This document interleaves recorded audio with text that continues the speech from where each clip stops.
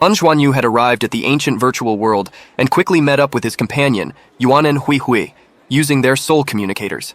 As they walked through the ancient streets, Yuanen Huihui asked whether it was Xuanyu's first time in the Shrek city of the Duluo world. Lan Xuanyu affirmed this and said that it felt very different from the Shrek city of the real world. Yuanen Huihui explained the difference was because Shrek city had once been destroyed. In the past, the ancestors of Shrek Academy had gone through many hardships to rebuild the academy, along with the city. The Shrek city of the Duluo world had a special battle arena. It had been created and preserved so that spirit masters could learn from each other and improve in actual combat ability. While the boys conversed, the rest of the team joined them. They were Dong Qianchu, Lan Mengqin, and Liu Feng. Once they arrived, Yuanen Huihui urged everyone to sign up for the Soul Arena. On their way there, he explained that the biggest source of income was gambling. However, it was the arena's policy that the contestants could all participate, but could only bet on themselves in order to prevent cheating. Afterward, Lan Xuanyu inquired about the competition's rules. In response, Yuanen Huihui explained that the rules were simple. There would be corresponding points for each victory. However, the next match would definitely bring stronger opponents. Moreover, if one accomplished a winning streak, there would be extra points and Duluo coins as rewards. However, the premise was that they could keep winning. When they arrived at the arena, Huihui asked Xuanyu to suggest a name for their team. The latter did not hesitate, and suggested that they should go by the name Freak Team.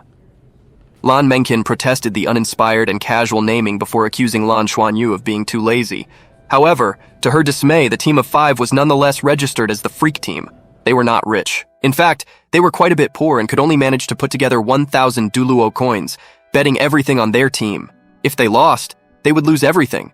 But if they won, they would get the same number of coins they bet. At the contestants' lounge, Xuanyu asked Huihui whether there were other sources of income.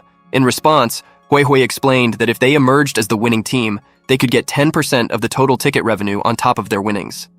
Right then, Liu Feng inquired whether the system would be balanced, and if at all, there would be a team that could always win at the Soul Arena.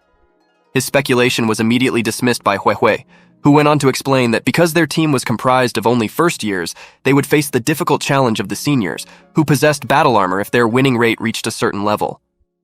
Xuanyu was immediately intrigued and inquired about Huihui's longest winning streak. In response, the young man revealed that he had once won 7 individual matches in a row before he was finally defeated by a 4-ringed spirit master with battle armor. His response opened a floodgate of questions from Lan Xuanyu, who questioned whether the amount of their bets would affect the strength of their next opponents. Yuanen Huihui explained that, generally, that would not be the case.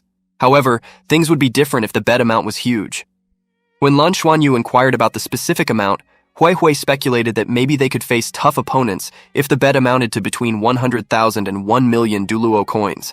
At this point, Lan Mengqin appeared exasperated and asked why Lan Xuanyu was asking so many messy questions instead of hitting the nail on the head directly. With a mischievous wink, Lan Xuanyu suggested that if they calculated carefully, they could obtain a harvest far beyond their imagination within the next 7 days. Shortly afterward, there was an announcement in the Soul Arena welcoming the Freak Team to do battle. Right then, a pair of feet steadily approached the exit into the dazzling light of the arena ahead. Do you want to know the name of this manga, along with all the manga names of the recaps we did in our channel? How about also the chapter numbers our recaps end? You can simply ask the names in our Discord community for free or become a donor to get them all in one place. You can either be a donor in Patreon or be a member in our YouTube channel. Just scan this QR code or go to the link in the description to become a donor. Moreover, becoming a donor automatically makes you a VIP member of our Discord server with over tens of thousands of members. The Freak Team was set to face the Bells and Whistles team in a 5-on-5 team match, where the winner would be declared once all the members of one side were defeated. Right then, the countdown to the start of the match began at that moment. Lan Xuanyu was surprised by how deserted the arena appeared. He also wondered about the curious name of the opposing team. On the other end of the arena was a team of teenagers. They mocked Lan Xuanyu and his teammates for being small children who were in a rush to spend money. The teenagers urged the Freak Team to give up so that they could be invited out for ice cream after the match. Yuanen Huihui immediately lost his cool and demanded that their opponents explain whether something was wrong with their age. However, a hand stopped him right away. Naturally, this hand belonged to Lan Xuanyu, who was also the team captain. He urged his teammates not to move before explaining his suspicion that the rules set by the mastermind of these matches for extracting opponents was related to the age of the contestants' spirit rings. As such, Lan Xuanyu suggested that they refrain from revealing too much of their strength and wait until the next match. For now, the plan was to measure the strength of their opponents.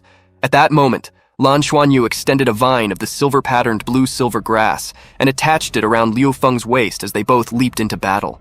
Liu Feng shot forward, wielding his white dragon spear with a look of determination to confront their crazed opponent, who appeared amused by the younger team's brazen attack.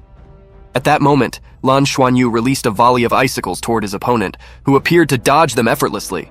He charged swiftly toward Liu Feng, yelling for the latter to die. With a determined look, Liu Feng fiercely swung down his white dragon spear, interrupting his opponent's attack. At that moment, the rest of the bells and whistles team had fallen out of formation, and their attack soon fell into disarray. Before they could rush to support their vanguard, the arena floor was quickly covered with a sheet of thin ice, which caused them to slip and fall, while Lan Xuanyu's volley of ice assaulted them. At that moment, Liu Feng drew back his white dragon spear and prepared for a fresh attack.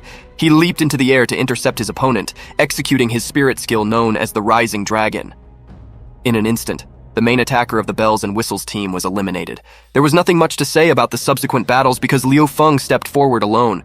Relying on his overwhelming speed, all the opponents were eliminated, and the team battle came to an end within 12 breaths. Liu Feng exuded confidence after the recent victory and asked the captain whether they could continue. He felt that they could easily win 7 times in a row. As expected, Lan Xuanyu remained level-headed and asked Liu Feng to be patient because they were just getting started, and there was no need to rush. Liu Feng's next match was one-on-one, and as such, Lan Xuanyu explained that it was a sure win for his comrade, because Liu Feng's opponent would also be a 2-ringed Spirit Master. Back in the Soul Arena lounge, Lan Mengqin inquired why Liu Feng should continue to compete. In response to her question, Dong Qianchu explained that it was because the next match would be a sure win and that the difficulty of the matches would not increase too quickly. With that explanation, Lan Mengqin seemed to understand the situation. Unexpectedly, Lan Xuanyu took the opportunity to tease her quite a bit by asking why her brain was so different despite their shared surname. Lan Mengqin immediately flew into a rage and screamed Lan Xuanyu's name with a clenched fist, ready to teach him a lesson. Fortunately, Dong Qianchu intervened and chided Lan Xuanyu, asking him to stop provoking Mengqin. Unexpectedly, Lan Xuanyu agreed to her request not to do it again, which caught Dong Qianchu off guard. She was momentarily speechless as she wondered when Lan Xuanyu had become so compliant. Yuan and Huihui watched silently as he wondered whether something had happened between Lan Xuanyu and Dong Qianchu. Before long, it was time for Liu Feng to compete. With 3 consecutive wins under his belt, the total number of Duluo coins owned by the Freak team rose to 16,000. It was at this point that Lan Xuanyu stopped Liu Feng from competing and switched places with him to take on the individual matches. He saved the principal amount of 1,000 Duluo coins and bet the remaining 15,000 coins on his upcoming match. In his first match, Lan Xuanyu easily won and received 30,000 Duluo coins. He won again in his second match and doubled the amount. For his third match, Lan Xuanyu saved 10,000 Duluo coins and bet 50,000 on himself. He was careful not to get carried away and had no intention to risk it all.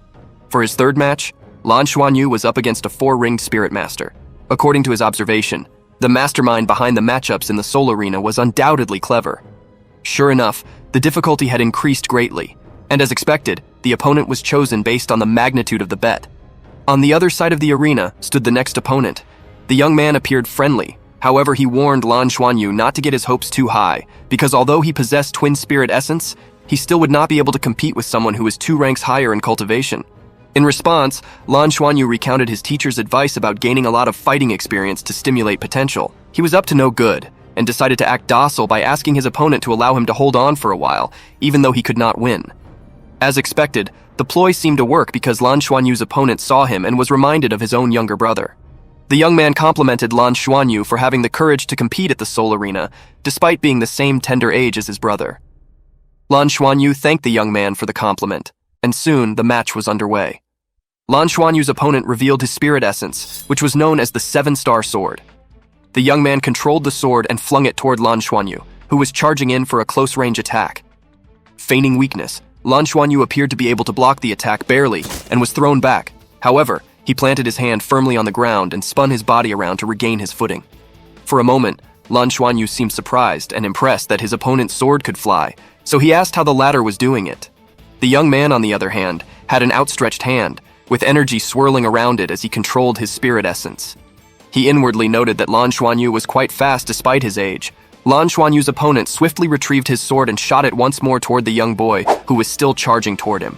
Because of Lan Xuanyu's speed, his opponent decided that he would maintain a certain distance. Just when the sword appeared to be on the verge of striking, Lan Xuan knew.